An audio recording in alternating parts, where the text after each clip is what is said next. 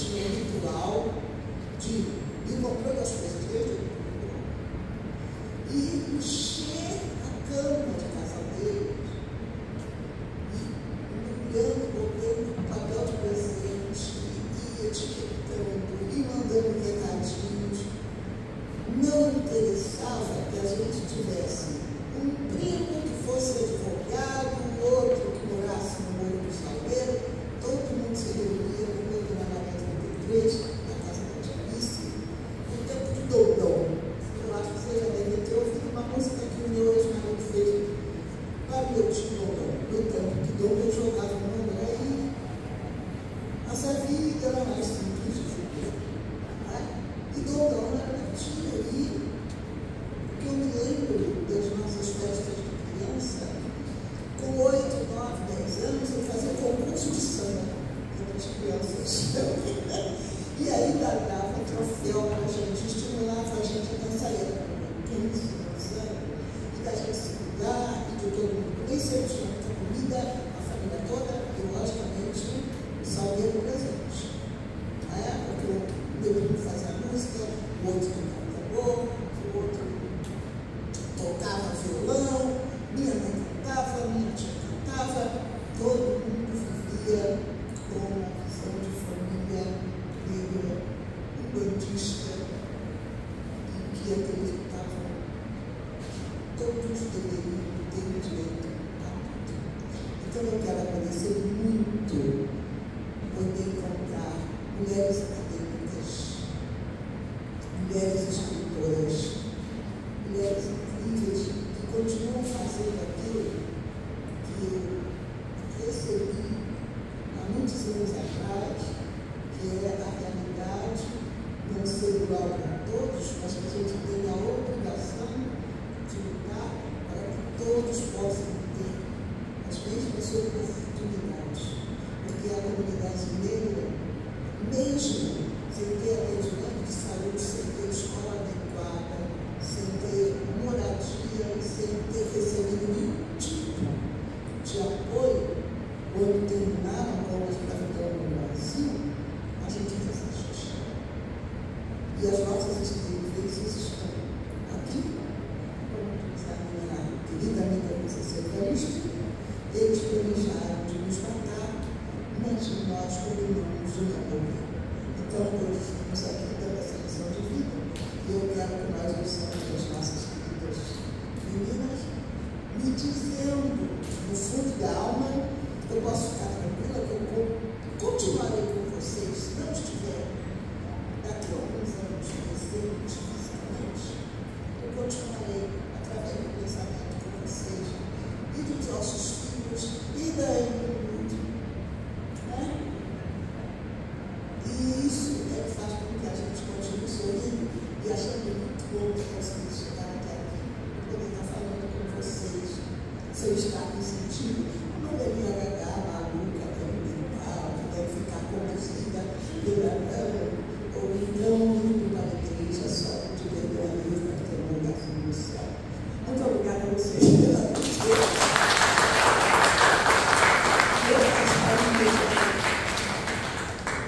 Se colocar um samba aí, vocês vão ver que não tem nada de velhinha que vai para a igreja pedir perdão. Pede perdão para o corpo sambando e remanda para o chão, não é? Eu trouxe algumas perguntas aqui, mas antes de fazer as perguntas eu vou ler um pouquinho sobre a biografia das nossas convidadas. Eu vou começar pela convidada que veio de mais longe, a Flávia Pinto. Matriarca da Casa do Perdão, socióloga, escritora, coordenadora de diversidade religiosa na Prefeitura do Rio de Janeiro, especialista em política de gênero na América Latina, pós-graduada em gestão pública metropolitana e ganhou um Prêmio Nacional de Direitos Humanos.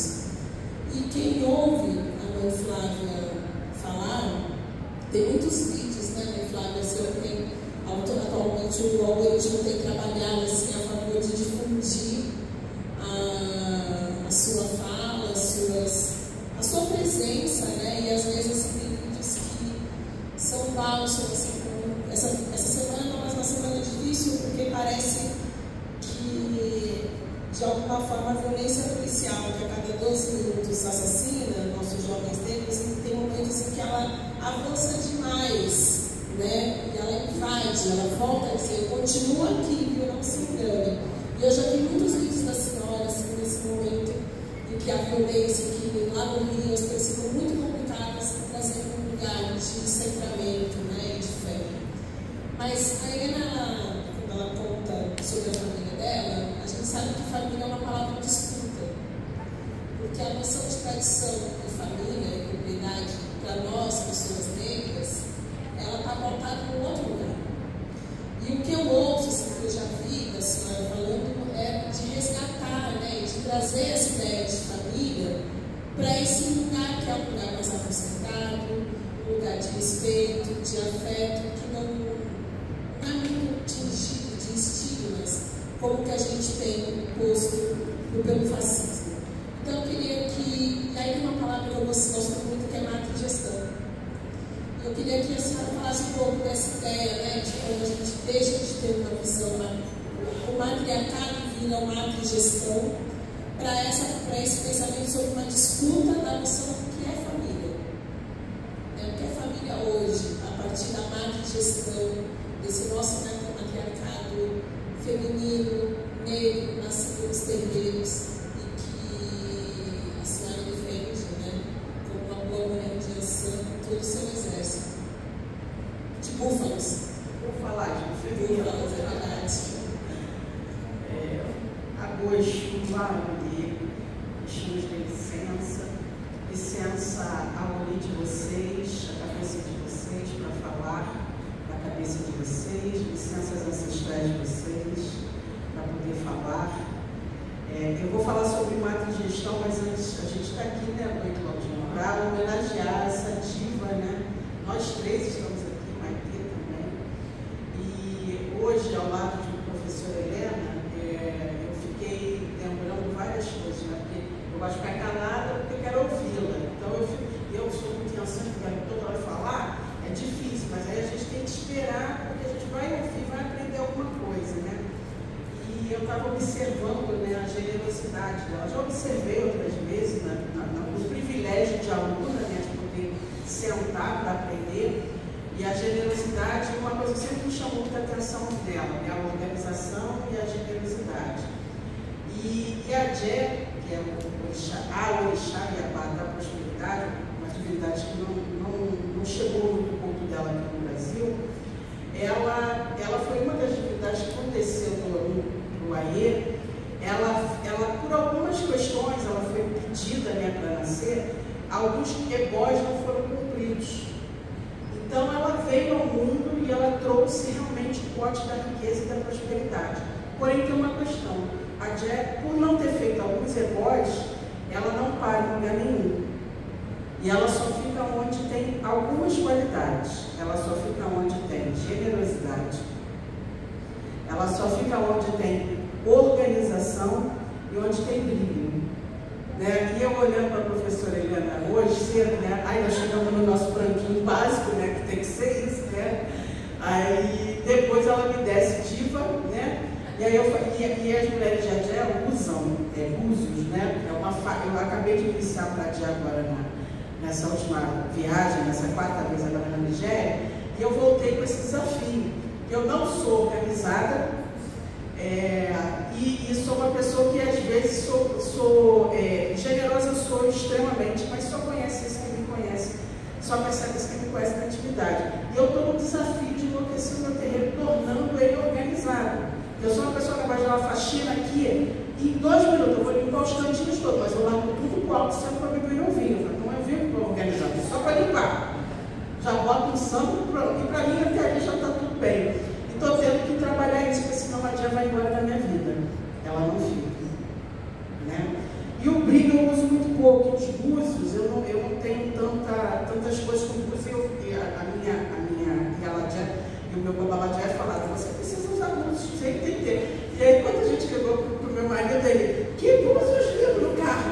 Tem o búzios dela gritando, eu falei, gente, ela é a Jé. Ela é a Jé. A Jé está na minha vida. Ela é generosa, ela é extremamente organizada. Vocês não têm ideia do que é ter aula com essa mulher búfala. Você, às vezes, não quer nem respirar. Se o colega fala alguma coisa, eu vou te dar eu não vou dar catura, eu vou dar um socão, que eu sou meia bruta. Cala a boca, eu não sei o que está falando, porque é de uma organização, de um pensamento, é uma biblioteca falando, né? É uma ori falando, né? E a Jé é a senhora é a Jé, né? A senhora da prosperidade.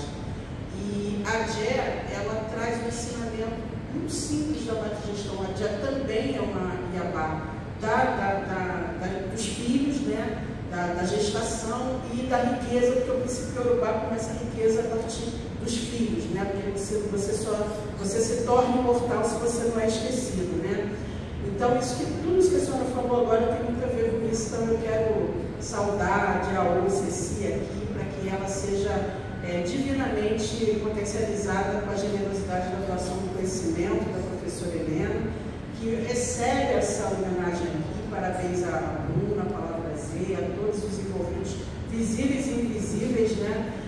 Porque uma árvore sozinha não é floresta, para ele é uma árvore como essa, com certeza muitas raízes, muitos galhos, muitos arbustos foram também solidários, né? O caboclo que eu trabalho em Santa Catarina fala que o que sustenta uma árvore não é o tronco que todos veem, mas as raízes, né? E a professora Helena é tão generosa que o tempo todo ela fala das raízes dela. Minha avó, ela traz isso para a conversa e para o ensinamento dela o tempo todo. O meu tio, a minha mãe, e de entender que mesmo tendo sido criada numa família que há anos atrás já tinha o que a gente poderia chamar de privilégio, mas eu não gosto dessa palavra, né? Mas já tinha acesso como família negra à educação, uma qualidade melhor de ensino, e ela reverencia isso o tempo inteiro, né? Então isso para mim é muito importante. Eu adoraria falar um pataquinho de fato, mas acho que vai ficar muito longo, para poder também dizer como é que eu localizo a professora Helena. Falar de matrigestão foi um pouquinho do exercício que eu tive que fazer para estar aqui hoje. Eu conduzo um ritual de culto ao sagrado feminino africano, justamente porque eu não sabia mais o que fazer com as mulheres que me procuram ao longo de 26 anos, aparentemente com problemas espirituais, e a gente quer crer que sejam problemas espirituais, seriam até mais fáceis de resolver, né? E depois de um tempo, né, eu me senti mentirosa. Eu falei, o problema dessas mulheres não é espiritual. Até tem um efeito colateral, mas não é espiritual. Está num outro lugar, é um outro negócio. E aí a gente vai estudar, né? Sou socióloga, aluna oriunda de programa de ações afirmativas da PUC-Rio, e essa é a minha formação para chegar na matrigestão, tá, gente? E a gente vai percebendo a repetição de um fenômeno, né? Então tem um fato social ali que se repete em cada mulher que você atende. Não é possível que você atende 10 pessoas e todas narram praticamente o mesmo episódio, só dizendo, não, e nesse momento a água era de mate. Naquele outro momento a água estava com café, no outro a água era água de água doce, mas era de princípio ali, em comum. E aí fui estudando, e não cheguei no matriarcado nem na matrigestão pelo matriarcado, pela matrigestão. Por quê? Porque infelizmente eram termos muito distantes, como ainda são para muitas, né? A alegria de estar aqui tendo duas IAs, duas babás, escritoras, que não desqualificam as nossas mais velhas, em hipótese alguma, mas elas vão poder encontrar o que eu não encontrei, literatura de mulher de axé, mulher de santo, mulher de terreiro, escrevendo. Eu não encontrei. A minha orixá que me iniciou, e essa minha, o Embeata de Iemanjá, ela não estudou, mas ela tem vários diplomas. Isso é sagrado, mas nesse tempo de hoje a gente tem que estudar. Então, eu não tinha isso, né? Então eu não sabia, não adianta mentir, eu não sabia o que era matriarcado, não tinha ouvido falar, né? E é o terreiro que vai começando a me apresentar essas palavras. Hoje a gente tem duas autoras aqui, três, né? Trilogias matriarcais, produto do trabalho, mas que não é, eu não sabia, pronto, já vou consumir. O produto do trabalho da professora Helena já transformado em arte teatral, né? São outras formas de arte, e já é possível que mulheres possam nos consumir, né, falando desse assunto. Mas eu cheguei pela violência patriarcal, né, corretamente corrigida por Bell Hooks, uma correção mais refinada feita por Chimamanda Ngozi, para não falarmos de violência doméstica, não usarmos esse termo, porque romantiza, leva para o ambiente doméstico e a gente acaba atenuando. Mas entender que é uma violência patriarcal. E a minha mãe de santo, né, na primeira vez que eu joguei com ela, e ela me falou uma palavra ancestralidade que eu já tinha ouvido falar, mas eu não localizava. 14 anos atrás, a primeira vez que eu joguei com uma gata a primeira vez há mais de 20 anos atrás. Há 14 eu fui iniciada por ela. Eu falei, na ancestralidade, eu fiquei com aquilo assim tão forte, né? Porque a Umbanda a gente estuda muito Kardec, né? Então a gente vai falar só os espíritos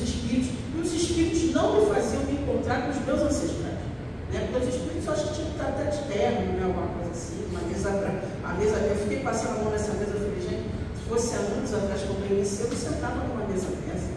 Eu ia entender que tinha padrão vibratório, essa luz, tamanha colonização, né? Do meu pensamento religioso para descolonizar, para poder chegar na matrigestão.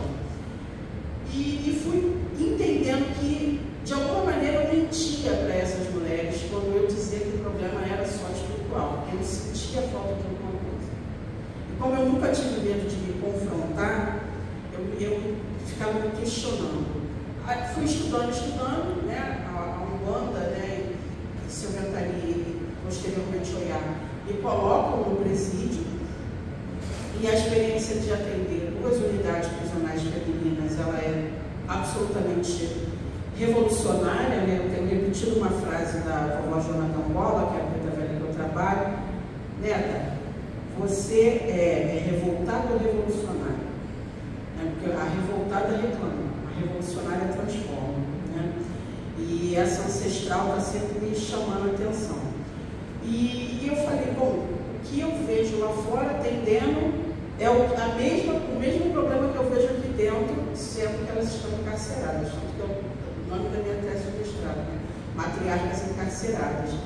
Então, fui estudar o patriarcado, vou morrer estudando o patriarcado, vou morrer. E vou morrer sem me cansar, porque se hoje a gente está liberta aqui no Centro Cultural Banco do Brasil, num prédio que eu não quero nem perguntar quanto tempo ele tem. Porque certamente, se eu perguntar, eu vou encontrar braços negros aqui, soterrados. Não apenas como trabalhadores, mas soterrados, que a gente sabe que é o que eles faziam quando a gente tinha acidente de trabalho, né? Se machucou, eles terminavam de cortar aquela parte ali. Então, não tem só cimento, né? Tem cimento com sangue. E a gente está aqui 4 mulheres pretas, oficialmente macumbeiras, olha que legal, né? Falando, né, desse lugar.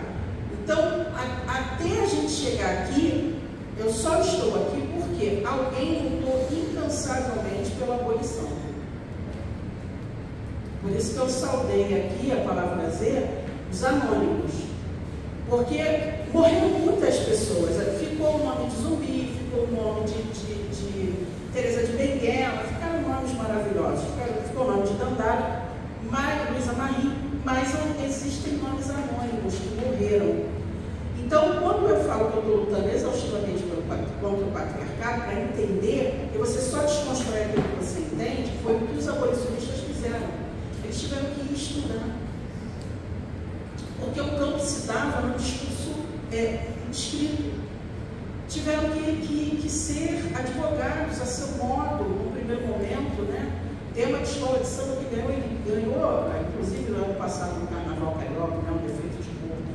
E eles tiveram que entender, só ao entender e buscar os aliados corretos, muitos deles brancos, porque senão você não transforma, porque é quem está sentado na cadeira do poder, né?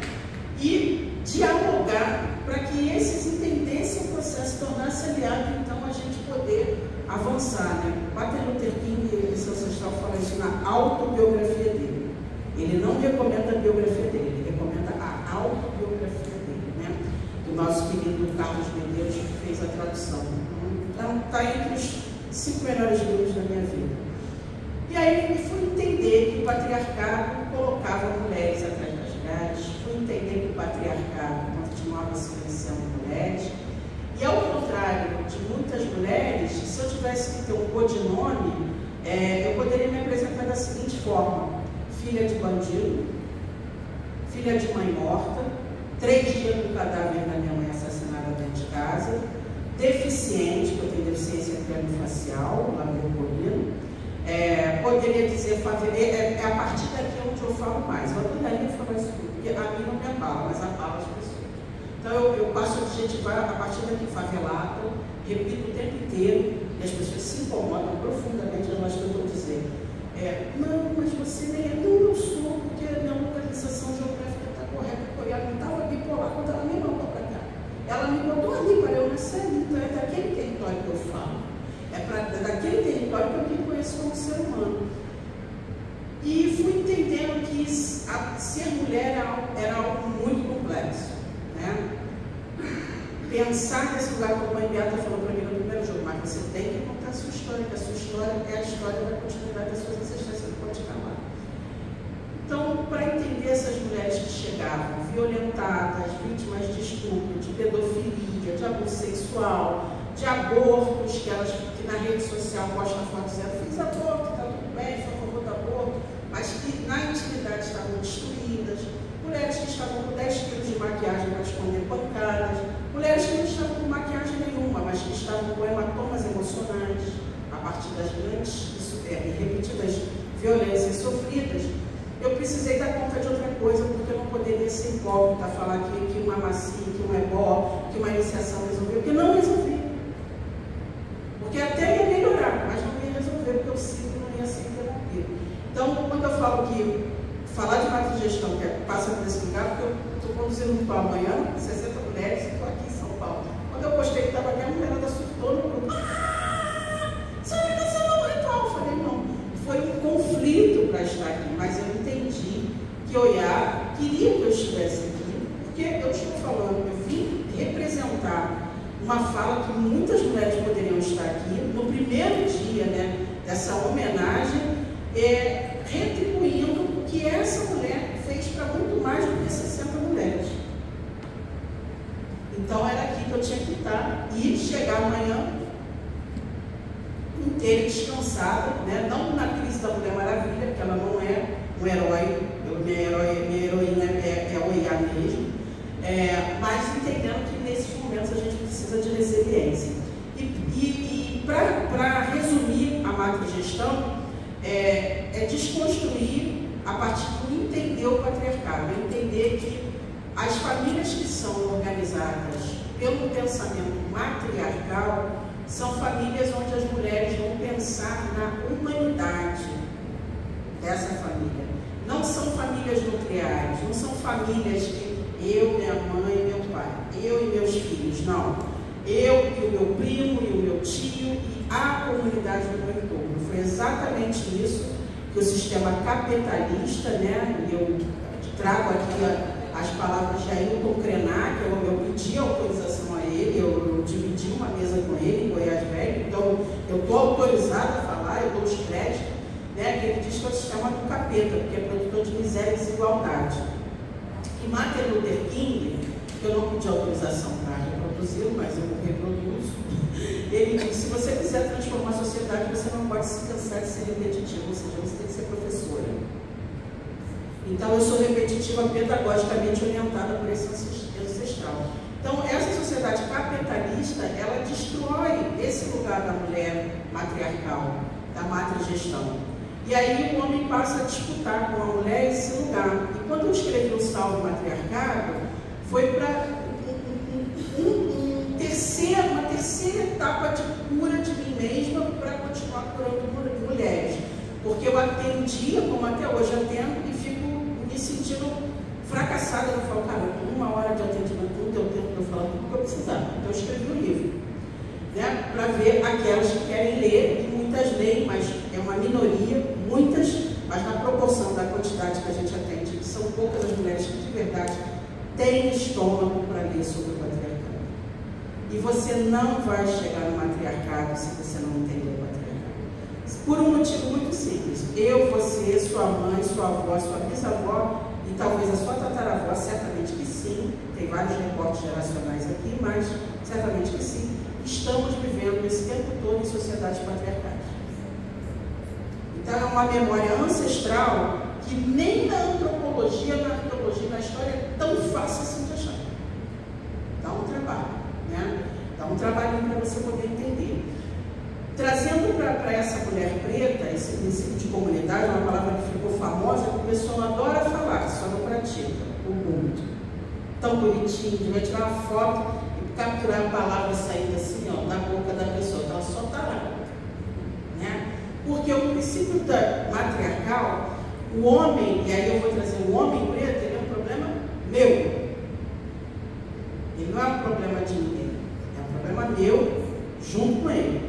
Porque ou eu saí de um homem preto, ou eu tenho um pai, ou eu tenho um avô, no meu caso é um avô, ou eu tenho um irmão preto, no meu caso eu tenho um irmão preto, ou eu me relaciono com um homem preto, no meu caso, ou eu pari um homem preto, é o meu caso. Então ele me atravessa transversalmente.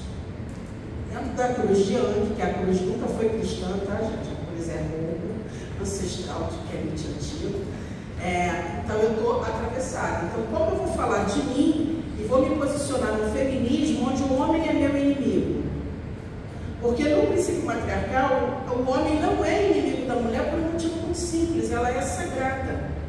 Porque ela é o território para o qual eu vim ao mundo, ela é a minha primeira morada. Eu nasci de dentro dessa mulher. Eu trabalho com Exu, uma entidade, obviamente, São José do Falão, que ele fala. Toda festa dele, ele faz isso. Eu não quero ver um macho mais macho aqui, nessa macumba, que veio ao mundo sem depender de uma mulher. Mas não tem um macho, bad boy certo, que bota o pé para frente. Porque todos eles moraram no nosso corpo. Então, esse homem da sociedade matriarcal, gestado no princípio de matrigestão, ele entendia que a mulher era a moradia dele. Tanto que a família dos Odésicos, os Arolês, os caçadores, eu tive a oportunidade de ver isso em uma das ilhas da Nigéria, que eles ainda estão à beira da rua, né, que criou-se a rua, à beira das matas. Se você passar e encomendar um animal para ofertar ao seu orixá, eles vão lá, o bicho que saiu no jogo, eles vão lá caçar e voltam para você, né? Então, esses homens, muitos deles, eu os vi, mas eu ainda não cheguei na terra desses Arolês, que é a terra de meu pai, eu sou filha de Oxóssi também, mas vou chegar até lá, porque meu pai vai me dar caminho, para ver se esse costume que eu vou falar aqui ainda é uma prática, mas antigamente era. Em várias tribos, não só essa, mas aqui eu estou trazendo o costume dos Odésicos, dos Arolês, ou seja, dos caçadores, né? Gente, caçadores também são um caçador, vários orixás são caçadores. Obrigada. Mas o que eles faziam? Se havia o princípio de que ele seria predestinado no jogo de faca, ele seria caçador, a função dele para manter aquela sociedade, né, o princípio feminino de cada um usa o dom que traz ancestralmente para não ser o quê? Feliz no trabalho que executa. Não vou fazer uma digressão, mas muitas pessoas são infelizes, têm depressão porque estão fazendo trabalhos que não são os dons que elas trouxeram para executar. Então, vai ser infeliz. Vai tomar tarja preta o resto da vida para produzir emoções que ela não consegue mais produzir naturalmente, como alegria, como sono. A sociedade adoecida, dá-lhe a bola nelas, porque a gente está nesse nível de comercialização, né, da vida, de tomar remédio para produzir sentimentos e emoções que eu não sou mais capaz de produzir. Então, era predestinado porque ele era caçador. E olha a função do caçador, ela era tão importante quanto a do guerreiro, né? Porque o guerreiro na guerra também precisava comer. E o caçador era aquele que tinha que entrar na mata ou nas águas, os erilés, os caçadores de águas, para trazer o alimento. Então, quando esses homens e essas mulheres, em minoria, mas são mulheres também, iam caçar, não podiam morrer. Tinham que evitar se ferir e, dependendo do animal que fosse, eles teriam que passar uma noite inteira na mata para esperar. Porque tem os caçadores noturnos, tem os caçadores de água doce, os caçadores de água salgada, tem os caçadores aéreos. E aí o que eles faziam? Deitavam o olho no chão, no pé da árvore onde a mãe enterrou a sua placenta, para depois ir caçar. Então, primeiro ele saudava a mãe, o útero, até o útero primeiro, né, o Itã, né, que Oxóssi matou um pássaro, que as minhas mães e a minha Xorongá, que caché, a Paucaia, amigo, que eles falam muita besteira aqui no Brasil, mas não vai dar tempo de falar sobre isso, né? E eu tenho orgulho de ser bruxa, africana. Esse princípio, né, a mãe dele era uma cultuadora de alimento. Então a história chega para cá colorizada. Então eles faziam o quê? Eu vou caçar nas florestas, onde moram as mais velhas da floresta, eu vou lá no útero que me gerou para repactuar com a vida. Então eu vou à floresta. Por quê? Um princípio da matrigestão que esses caçadores tinham que ter. Se a minha tribo é constituída de 100 pessoas, eu tenho que caçar um animal que alimente 100 pessoas. Eu não tinha geladeira, então não podia caçar um animal que sustentasse 150, porque onde é que eu ia armazenar esses 50, né? Eu ia salgar sim, mas outros animais poderiam vir comer também. Então, se caçava um animal maior do que o necessário, ele não era um caçador, porque ele era uma pessoa produtora de contra-cheia, ele gerava desperdício da natureza. Então, esse princípio mantinha a comunidade alimentada, saudável, né? E a gente conseguia o quê? Entender que as mulheres continuavam sendo ouvidas e tendo o poder de autoridade. Então, isso é um princípio da matrigestão. É o que a gente viu agora há pouco tempo, quando a gente teve a Onda Rosa. Vou dar um salto para voltar para o terreiro. Nos 5 países liderados por mulheres presidentas, as 5 mulheres tiveram o mesmo comportamento assim que assumiram o poder. Primeira ação delas, combate à fome. Segundo, elas foram se preocupar com a saúde. Terceiro, com a educação. Isso é um princípio da matrigestão.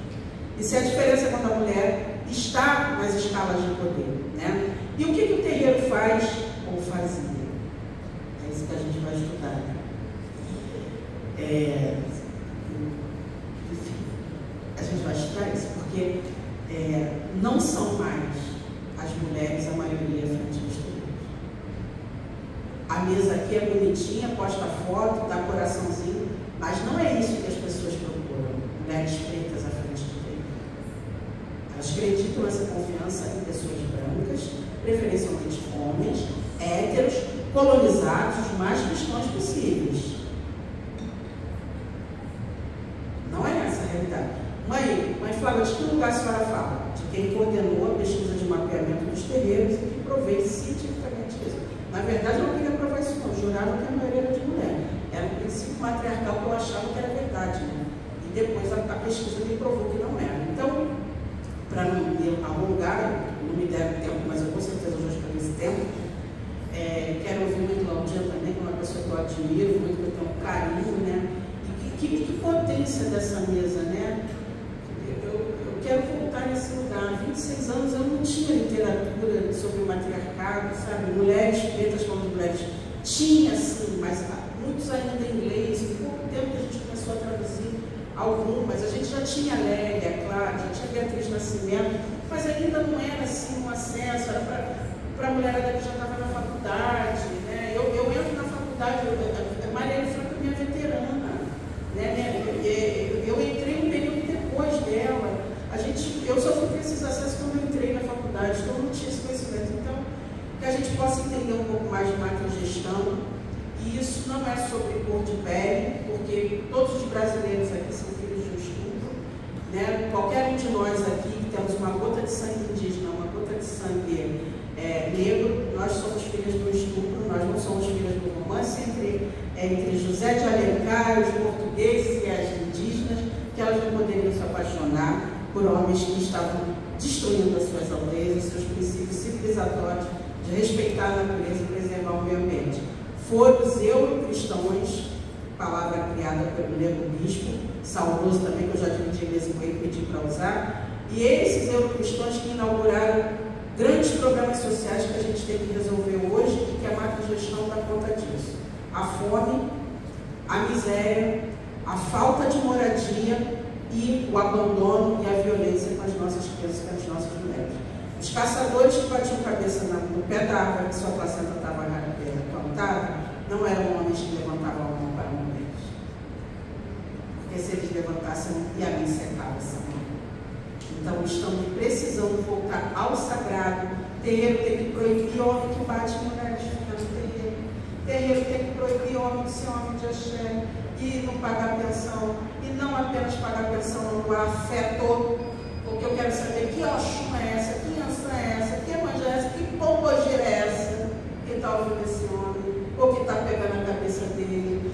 Terreiro não é lugar de homens homoafetivos que usam de misoginia para destruir a vida das mulheres, atrasando, retardando as suas obrigações, os seus lugares de liderança, porque eu recebo isso. Tem uma semana que eu não recebo uma mulher destruída por um homem homoafetivo, disfarçado psicológico e o crescimento espiritual dessa bruxa africana, mesmo que ela não tenha pele preta.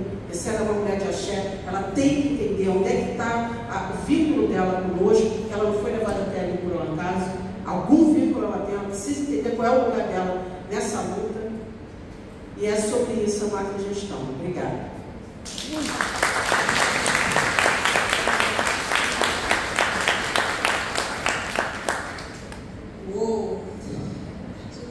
Agora a gente está entrando naquela parte do jogo que o juiz daqui a pouco vai aplicar. Porque eu sou péssima para cortar, já saibam isso. Quem vier nas outras mediações, eu não corto, porque eu gosto de ouvir. E é tão, ainda que a gente agora, né, circulando os nossos conhecimentos, os microfones têm chegado às nossas mãos, são raros os espaços em que verdadeiramente a gente consegue se escutar. Né? Que a gente ouve com essa escuta atenta, com qualidade, com presença, todo mundo assim, ó, respirando junto. Então não dá para cortar. Bruno, me desculpa, vai passar um pouquinho. Tá bom? Deixa eu só dizer uma coisa para vocês. Eu tinha dito que a gente foi preso uma biblioteca colonial. E eu estou aqui com uma produtora, a Bruna, fez um trabalho muito sobre isso, dizendo exatamente a grande importância da biblioteca oral. E essa oportunidade a gente não pode perder. E por isso que eu te agradeço demais todo o sacrifício que você fez para estar aqui, mas ouvir você estar do teu lado é fundamental para que a gente possa entender que você é realmente o futuro. Eu só estou aqui porque você é interessante.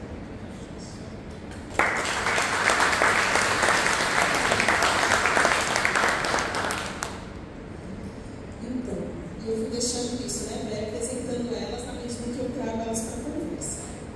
A Cláudia Alexandre, ela é minha amiga, isso já bastaria como apresentação, mas não pareça, não vou cometer isso.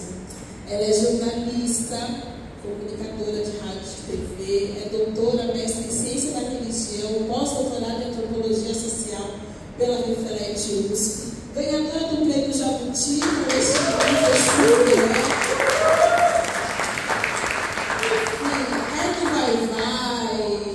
é uma mulher assim que tem nem muitas palavras, porque você precisar da Claudinha, ela está disposta, está disponível, e sempre com essa beleza, com essa exuberância e com esse entendimento de que o tempo é agora, é a hora de ir, é a hora de ocupar, é a hora de falar.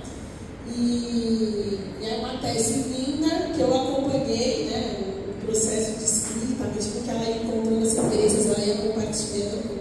E assim, é bonito, né, porque quando a gente começa a construir e organizar, sistematizar esse conhecimento dentro desse espaço ocidental que é a academia, a gente, nós, pesquisadoras negras, a gente vai trazendo todas as nossas amigas junto com a gente na pesquisa. Né? É uma coisa impressionante. Eu lembro que eu falei, e a tese, Claudiana? Não, agora você não sabe o que eu achei, puta, chuva. Nossa, mas foi longe agora. E no ano seguinte, ela aqui, super enraizada, indo longe, fazendo a gente ficar perto. E eu acho que não tem como fugir, né, de não falar desse livro que ganhou um prêmio, um dos prêmios mais importantes da literatura brasileira, num país extremamente violento com os nossos terreiros e com as nossas mulheres sagradas, né? E eu acho que isso é sempre uma crise, né? A gente é o país que mais consome pornografia trans, mas também é o país que mais mata a pessoa trans. É um país onde tudo é absolutamente preto, mas é também um país que mata muita gente preta. E é um país extremamente produtor de racismo, intolerância, terrorismo religioso, mas na hora que o bicho pega, é para as éguas que vai lá cantar e vai se banhar, né? Todo mundo tem uma benzedeira, uma mãe de santo, um lugar para ouvir um atabaque tocar e aprumar a cabeça.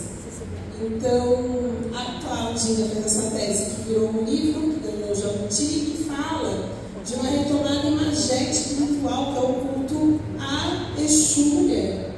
E que, de certo modo, eu entendo, essa é uma leitura minha, que ao retomar esses rastros, ela fez um caminho de reescrita das memórias e do feminino nos cultos ancestrais. E porque o que pega é isso, né? A gente vai esquecendo, vai produzindo esquecimento, produzindo atraso epistêmico, e o que nós, mulheres negras, estamos fazendo na academia é desfazer essa reprodução e essa programação, né, de consciência, de ciência, para reocupar e conduzir a outros valores, a outras referências. Então, eu gostaria, Claudinha, que você falasse sobre a importância dessa retomada, né, desses registros, dessa pesquisa que você fez, porque retoma mesmo, e é uma disputa ao patriarcado, aquilo que a gente tem entendido, né, nessa figura de Exu, quando você traz Exu, e só você sabe o que foi, e do começo ao fim, ter isso como livro e ter esse prêmio. Né? Boa noite já, né? Boa noite a todas, todos e todas. A bênção às mais velhas, a bênção e a Helena Teodoro. Muito difícil dizer, eu sou da Exu, e eu acho que eu estou pondo as águas aqui na mesa. Eu sei, porque o Exu também não vive sem ação, a gente tem vários mitos em que elas em alguns momentos elas aparecem, mas a gente sabe muito bem quando uma acolheu a outra, né? E eu queria também começar, Helena, dizendo, além dessa emoção, de reverenciar muito, porque quando a gente fala nossos passos vêm de longe, não é algo vazio para mulheres negras que vão até esse lugar que a Helena Teodoro iluminou para que a gente chegasse. Helena Teodoro ter chegado à universidade foi uma expansão de um chamado e também de um aviso, você também pode. Eu sou uma mulher de terreiro de samba, terreiro de axé, e eles estão entrelaçados, e as minhas pesquisas elas vão nesse caminho de mostrar para a academia o quanto tem que saber desses dois territórios, que são territórios complexos, de uma complexidade que é afrodiaspórica, mas também afro-brasileira. Esses dois territórios, eles mostram para nós o quanto os negros africanos escravizados, excluídos da humanidade, de valores, de família, eles conseguiram ressignificar a humanidade a partir de códigos complexos que não foram lidos pelos colonizadores e escravizadores. Se fossem lidos, nós não teríamos candomblé, nós não teríamos escola de samba. E eu sou uma mulher de terreiro porque eu nasci numa casa onde um homem já estava iniciado. Eu nasci na casa de Luiz Alexandre, ele era um policial da reserva. Ele, Orixá, o Babauê, fez com que ele entrasse e fosse um funcionário público muito jovem para dar sustento à sua família, mas ele teve um acidente, então ele não pôde usar arma, ele não pôde absorver a violência da polícia militar. Ele, muito jovem, ele era um guarda civil, ele atravessava crianças aqui na escola, aqui no bairro das Perdizes, e um carro acabou atropelando ele, e foi assim, ele foi para a reserva, e ele foi um funcionário público militar administrativo, todas as patentes, foi trabalhando numa repartição pública, que a gente disse. Mas ele era um iniciado do Babauê, um devoto de São Roque, São Lázaro, e a gente fazia as obrigações dele no dia 16 de agosto. Eu nasci no dia 16 de agosto, uma segunda-feira, de Exu e Babauê. Ele era filho de Babauê com Yansan. E a minha casa, apesar dessa presença desse orixá masculino, apesar desse homem militar que adorava samba, e foi a partir dele que as narrativas, os textos de samba entraram na minha casa, tinha minha mãe. A minha mãe foi a primeira referência de um poder a partir do feminino. Ela não era uma iniciada, mas ela sabia todas as obrigações que tinha na minha casa. Meu pai, por ser militar, a gente passou a juventude, passou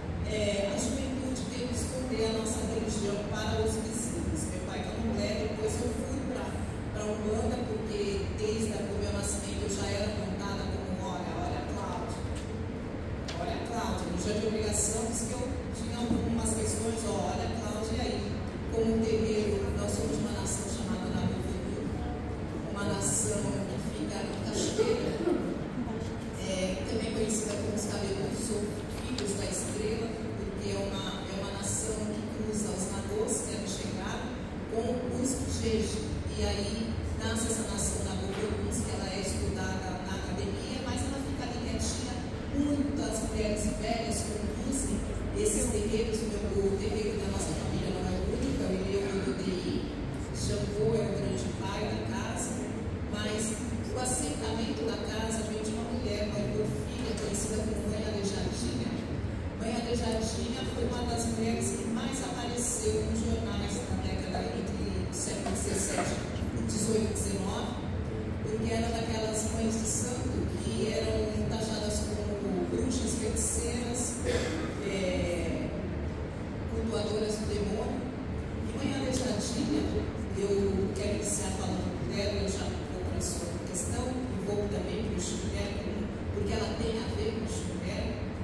Mãe Aleijadinha, ela estava ali na 1901, é a data do terreiro dela, ali na Lagoa Encantada, conhecida por Cachoeira. Ela era filha de Ogum e ela tinha, pelo apelido a gente já remete, ela tinha um problema com uma das pernas. Se Ogum, quando pegava a Mãe Aleijadinha, levava a Mãe Aleijadinha para a Lagoa Encantada e mergulhava com a Mãe Aleijadinha e ficava tempos com ela embaixo da água, e aí ela voltava sem nenhum sinal de que tinha problema nas pernas. A Mãe Aleijadinha foi que pegou nas mãos a mais velha do Pai Justo, que funda depois com os assentamentos de Mãe Aleijadinha do nosso terreiro. E essa coisa da força da mulher, ela estava nessa criação de axé. A minha mãe era daquelas que fazia conta do salário, que ia chegar do meu pai, e era aquele que dava o salário para minha mãe. Ela era muito à frente do tempo, e ela decidiu que era melhor me levar para Umbanda do que me levar para a Cachoeira, e ali é que eu vou conhecer esse caboclo que dá a fundação do meu terreiro, que se chama Caboclo do Pinambá, e é ele que guia toda a minha família até hoje. Minha mãe se foi em 88, que foi muito importante para mim, porque eu estava iniciando no jornalismo, era centenário da abolição, eu estava recebendo meu primeiro emprego no jornalismo pelas mãos de um homem preto, que era um radialista em São Paulo, chamado Evaristo Carvalho. Evaristo Carvalho era um portelense, era um radialista considerado o Papa do Samba aqui em São Paulo. É ele que participa da organização e regulamentação dos desfiles das escolas de samba em São Paulo. E é ele que me leva para uma figura que precisa também ser evidenciada. Ela se chamava Teresa Santos. É Teresa Santos que me fala pela primeira vez. Eu já tinha saído da universidade. Foi falado na universidade, eu não tive nenhuma referência, nem sobre o movimento negro, nem sobre mulheres negras. Lélia Gonzalez eu conheci recentemente e passa a me conduzir em todas as experiências que eu tive, ruins, inclusive, na maioria delas, na academia, para construir conhecimento. E Teresa Santos é a primeira que começa a me apontar sobre a força das mulheres negras na arte, porque Teresa Santos também era uma teatróloga, ela escrevia textos, ela foi assessora de afro-brasileira aqui em São Paulo, primeira assessora afro-brasileira do estado de São Paulo. Então, ela naquele ano, naquele centenário, quando eu estava perdendo a minha mãe, foi um dos primeiros eventos que eu apresentaria, ela me levaria para o palco, eu estava com 22, 23 anos, foi o ano em que minha mãe faleceu, inclusive no último evento eu não pude ir, porque minha mãe tinha falecido. E depois Teresa começa a me apontar, e começa a minha jornada enquanto uma mulher negra, com as referências de terreiro. E as referências de terreiro na minha casa foram importantíssimas para uma menina negra extinta que estava indo para a escola até a universidade como uma das únicas alunas na sala de aula. E era tão interessante, e é tão interessante, porque esse meu caminho, outro dia eu ouvi Helena Teodoro falando, olha, como eu, né? Eu tenho graduação, eu tenho 2 pós-graduação, eu sou doutora, eu sou mestre, sou pós-doutora, eu pós-doutoranda, e daí? Se eu não tivesse as mulheres das escolas de samba, aliás, eu quero saudar a Dona Cida, que é da velha guarda da Gaviões da Fiel, uma tocadora de surdo de terceira. Dona Cida, será que a senhora consegue ficar de pé? Boa noite,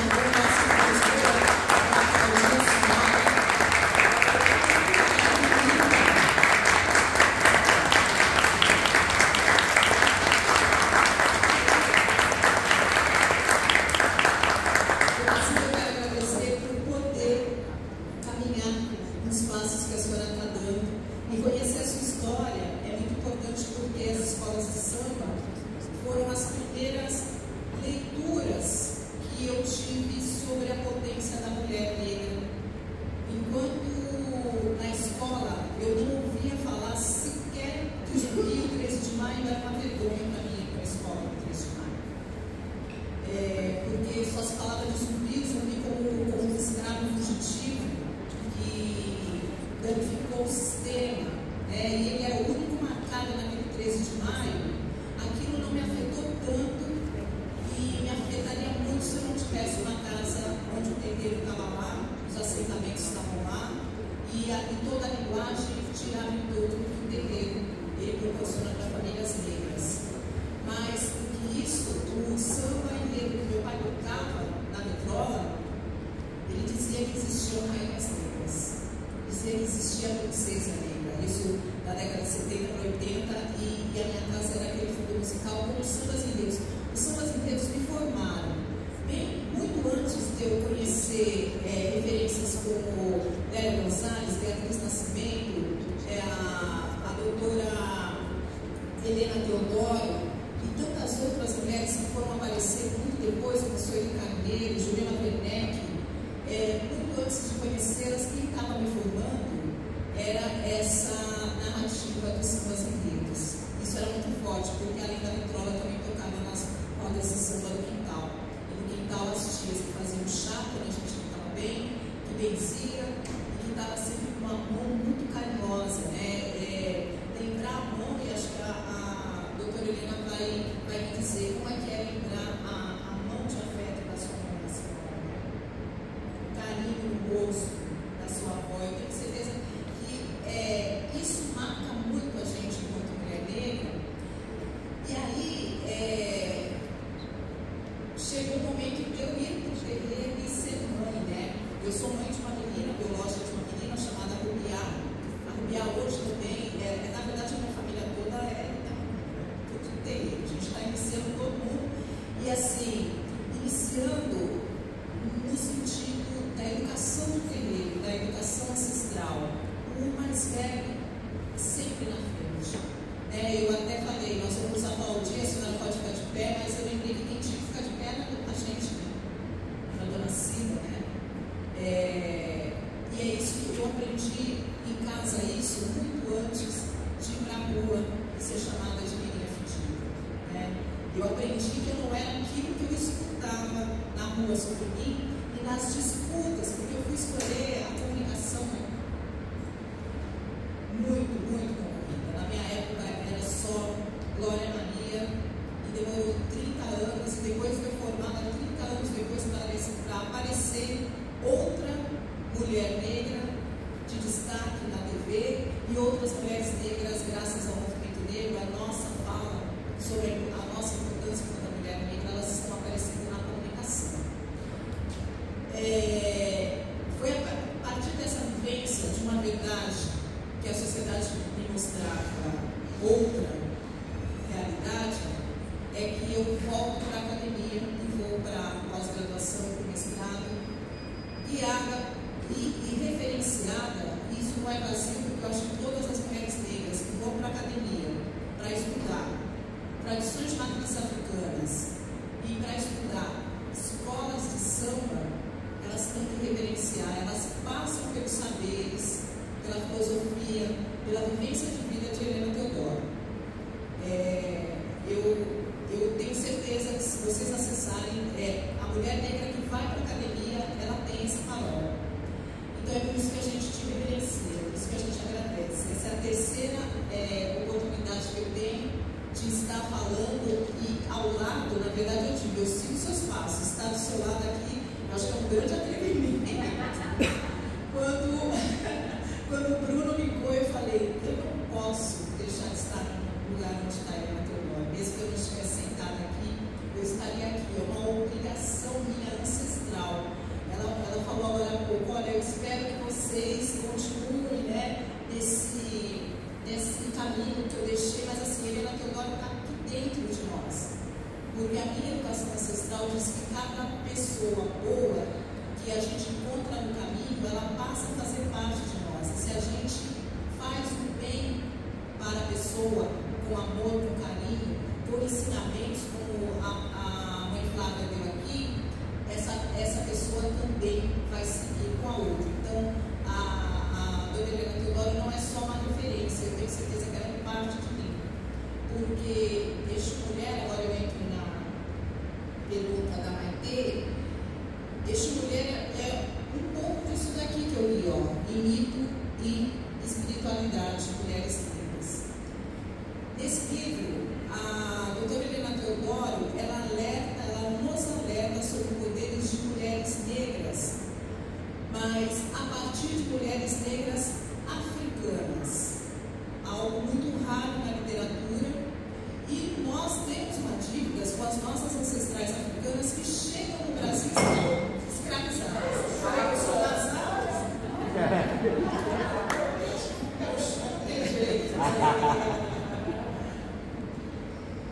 Eu acredito muito que nós, enquanto mulheres negras, estudiosas das nossas tradições, dos caminhos e da luta e resistência de mulheres negras, pode deixar para gente. Nós devemos muito à biografia, ao registro das subjetividades de mulheres negras africanas. A nossa história aqui, ela começa, como disse o Flávio, com estupros, com violências, com todas as atrocidades do sistema escravista no Brasil. Mas a gente tem que reverenciar a resistência, as estratégias, as dissimulações, a sedução simbólica, como diz o Mr. André, das mulheres, primeiramente africanas. Nós não sabemos delas, nós não temos registros sobre essas primeiras reais. São elas que fundam os primeiros terreiros de Candomblé. Eu trabalhei aqui Exu Mulher, e quando eu faço o projeto para Exu Mulher, eu estava diante de um Brasil onde a intolerância religiosa já estava ressignificada para racismo religioso, porque nós sabemos muito bem quem estava sendo alvo de ataques no Brasil. Naquele momento, os dados davam que as mulheres estavam, em maioria, liderando terreiros no Brasil. Isso se atualizou a partir da pesquisa que a mãe Flávia traz, mas ali a gente sabia que se os terreiros estavam cada vez mais sendo atacados e que mulheres estavam à frente, e elas foram as maiores vítimas, e se a gente vai para as redes sociais, a gente vai ver que a gente teve mortes de babalorixás, a gente teve violência contra babalorixás, mas a gente teve muita violência contra as IAs, as mães de santo. E se a gente tinha mais terreiros sendo atacados, se a gente tinha ali na frente uma liderança feminina, a gente tinha mais mulheres e mães de santo sendo alvo desse racismo religioso. A partir desse dado, eu fui buscar o fundo desse racismo religioso, não era muito difícil de saber, como Exu, enquanto o elemento de marketing dessa nova denominação evangélica, neopentecostal, ele estava sendo cooptado e utilizado mercadologicamente. Ele não só estava sendo reforçada a figura dele de demonização, como aquela demonização estava sendo transferida para as pessoas que portavam suas roupas brancas, seus turbantes, seus fios de conta. Eu levo esse projeto e dou esse passo. Sabendo dessa dívida com essas mulheres africanas que fundam primeiro esses terreiros, não foi à toa que eu escolhi o matriarcado da Nagô. Ele está marcado como matriarcado da Nagô, porque é um produto da academia, e a academia primeiramente elaborou seus estudos a partir do encontro com os terreiros de Nagô, e foi ali que eu fui ver como é que estava aquele matriarcado, como é que a demonização de Exu ela se deu e como ela causou tensões para as próprias mulheres de terreiro. Porque eu não sei se vocês sabem, no começo, Exu não foi introduzido no sistema do Candomblé. Ele também era um problema por conta da demonização do sistema ocidental e patriarcal. Nem ele tinha sido aceito, quanto mais a gente falar sobre Exu Mulher, né? No primeiro momento, foi um problema para as IAs, que não podiam assumir que tinham existia no terreiro um elemento que, apesar de ser o elemento fundamental, de fundamento mesmo, porque não existe um terreiro que comece sem ter o seu fundamento para Exu, e é o primeiro que entra, elas não podiam assumir isso. Então, essa tensão foi muito grande no início, inclusive depois para iniciar filhos de Exu. Mas aí eu dou um passo atrás e vou ver onde começa essa demonização.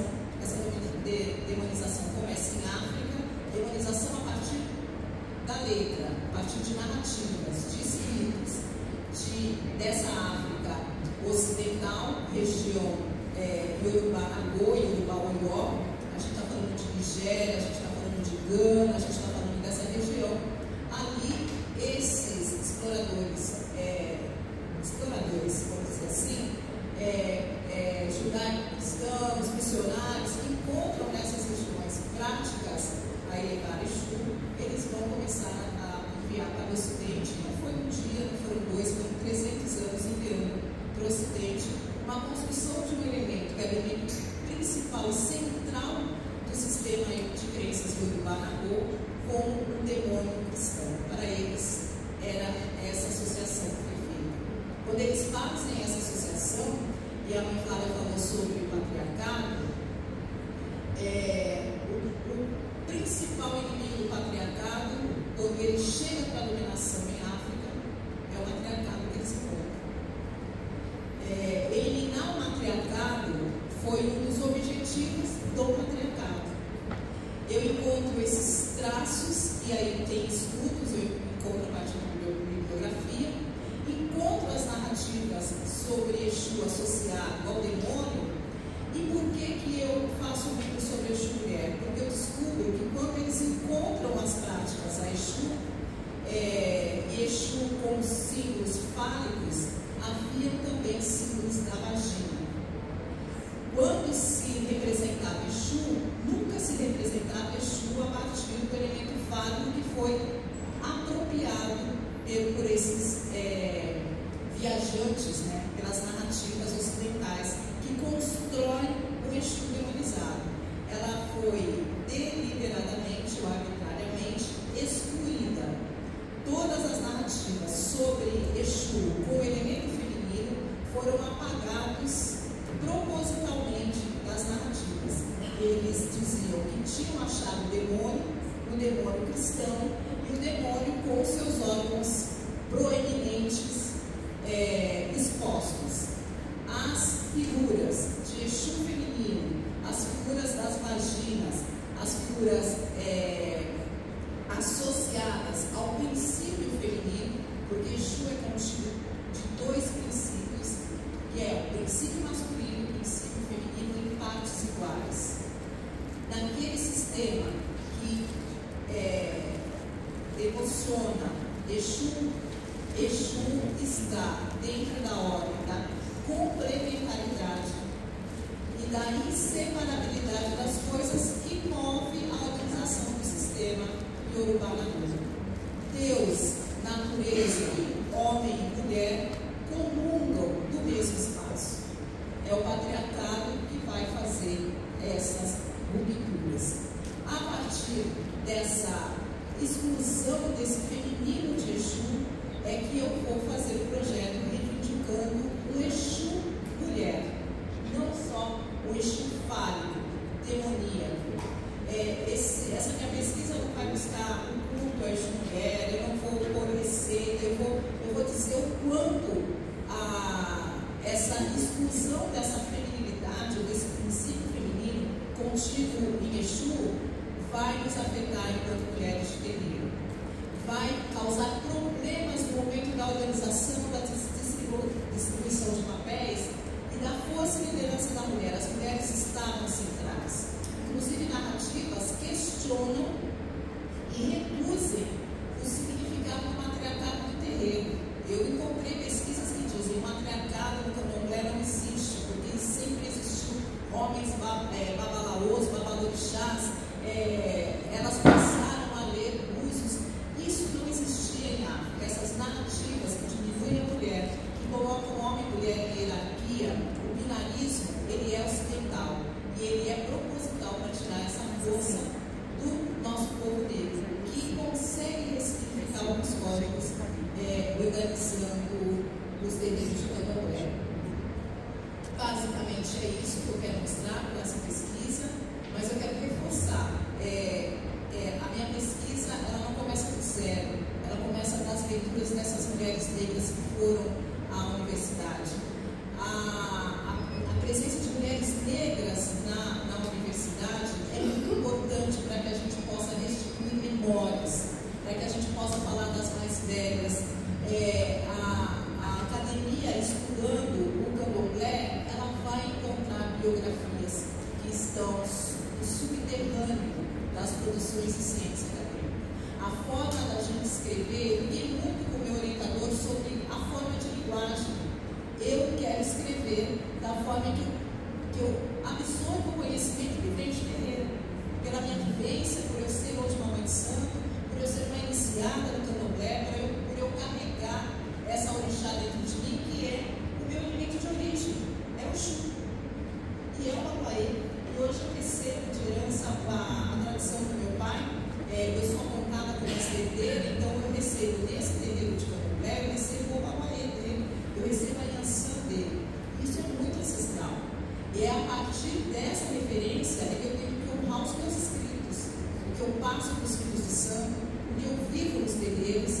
Esse matriarcado na dor, ele quer dizer o que a mãe Flávia falou, quer dizer essa ancestralidade que está em nós. Lélia Gonçalves diz que nós, enquanto mulheres negras, e eu trago isso para mulheres de terreiro, nós temos experiências comuns, de vivências comuns. Eu leio Helena Teodoro e me emociono porque eu consigo ver a minha família nas tias dela. Eu consigo ver a minha família na forma em que o pai e a mãe criam ela para olhar o mundo, apesar que ela fala de um lugar que o negro, e eu vivi isso, a família que não é padrão para ser negra, né? É a família que manda os filhos para a escola, que tem condições de mandar os filhos para a escola, de pagar o curso de uma língua, em casa a gente fazia esporte, então todos tinham que fazer esporte e bater cabeça com o mais velho e o chão de terreiro. Esse matriarcado a gente compartilha. Quando eu digo que eu sou um pouco da Helena Teodoro, eu tenho certeza que eu sou um pouco da mãe Flávia, eu sou um pouco da mãe T, e vocês vão sair daqui um pouco de Helena Teodoro, eu não tenho dúvida disso. Eu agradeço novamente, eu reverencio que o Xu continue me dando muito brilho, muita força, muito axé. Nós continuamos caminhando com você, e 80 anos eles devem ser celebrados muito. E hoje em dia eu aprendi com você sobre o tempo, né? Você vai passar para 81 ano que vem, você ainda está no caminho, saboreando 82 do ano que vem, 25, esse é 24. Você ainda está saboreando essa idade que está aqui. Então, assim, é 81 até fazer 82. Né? Axé, sua bênção, a bênção, tenha de bênção, obrigado. Dona Cida, emocionada de te ver. Terreiro de samba também me forma, terreiro de samba também me traz saberes. E Helena Teodoro colocou o farol em cada linha para dizer o que é um território de escola de samba e todos os fundamentos e elementos de terreiro que estão nele. Obrigada, gente. Boa noite.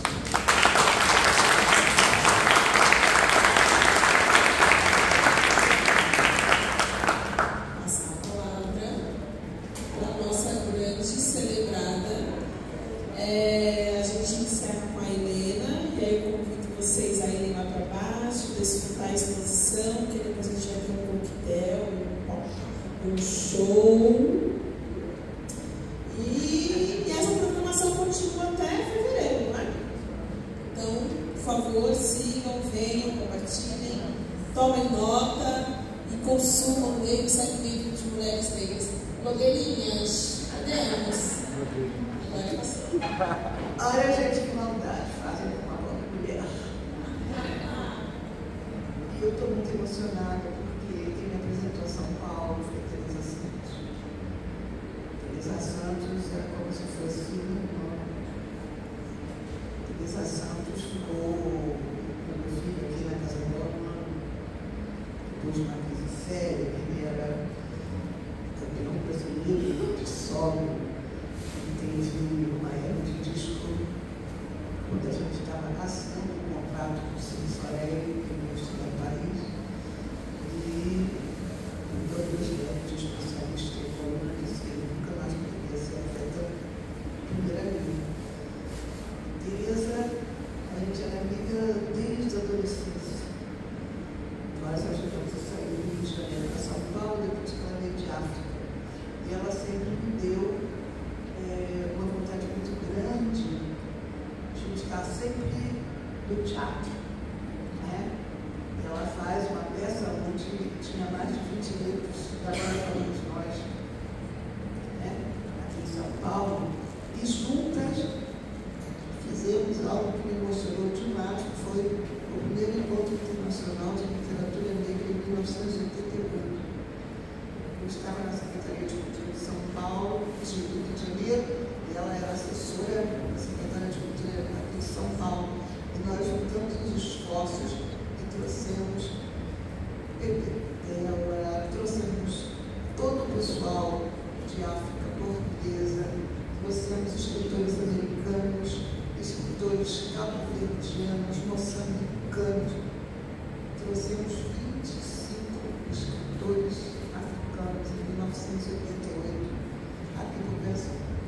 Foi o primeiro perfil internacional de literatura negra, e até hoje a gente não conseguiu fazer muito.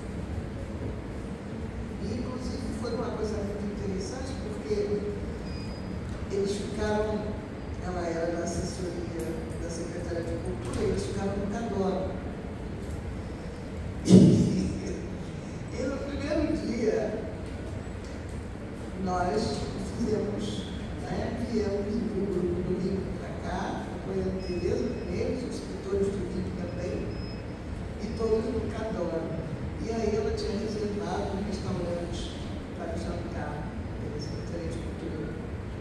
Quando nós chegamos no restaurante, o cara olhou aquele bando de gente preta, o restaurante vazio, e ele disse, não, nós ficamos, hoje o restaurante está todo reservado. Olha, gente, olha só, isso foi uma confusão danada. E nunca vou esquecer meu amigo Manuel Monteiro, doutor de agora, disse, mas ele não sabe que nós somos negros do Cadoro, pá. Somos negros cinco estrelas. Nós começamos a ir, disse, vamos para outro lugar. E saímos para outro restaurante, mas não saímos. Tereza Santos chamar a polícia, criar um banzé e dizer que entrar no processo contra o dono do restaurante.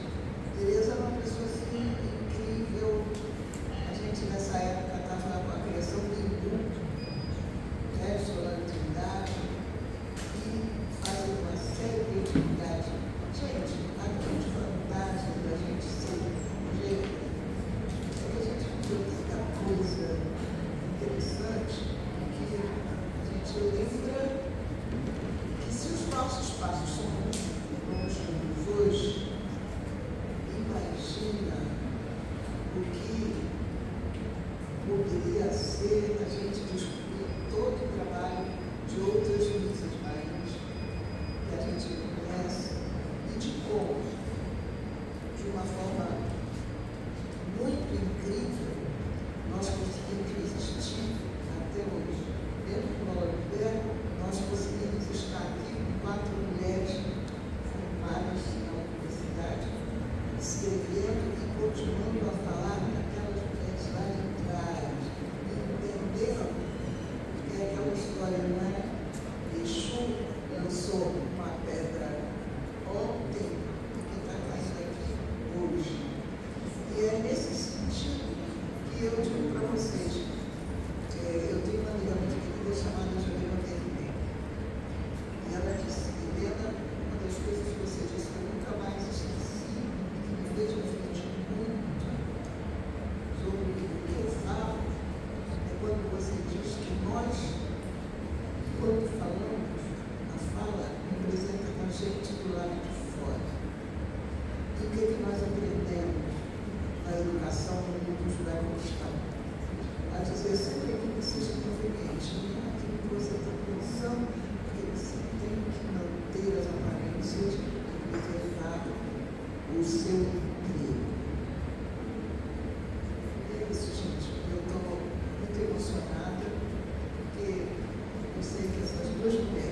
questão, essas três são da mesma tradição que a gente fala sendo a gente do lado de fora.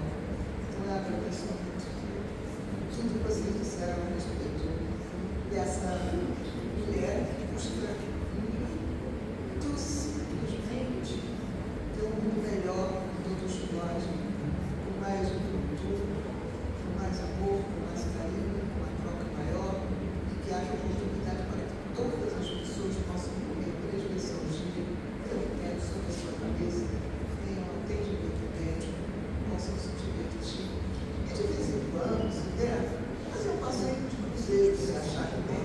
Ou então tomar um banho de mar na praia, ou então se banhar no rio, ou simplesmente curtir uma boa feijoada, um pagode gostoso, no seu território. Muito obrigada a vocês.